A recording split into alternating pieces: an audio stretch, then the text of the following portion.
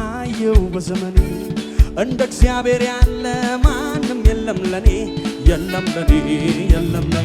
እንደገና ደግሞ እንደገና አነሳኝ አከበረኝ እድል ሰጠኝና ደግሞ እንደገና በጠላቶቼ ፊት ክብር ጨመረና ሞገስ ደረበና አነሳኝ አከበረኝ ከፍ አደረገኝ አለመለመኝ እንደገና ደግሞ እንደገና አነሳኝ አከበረኝ እድል ሰጠኝና ደግሞ እንደገና በጠላቶቼ ፊት ክብር ጨመረና ሞገስ ደረበና ኃይሉን ሰጠኝና አነሳኝ አከበረኝ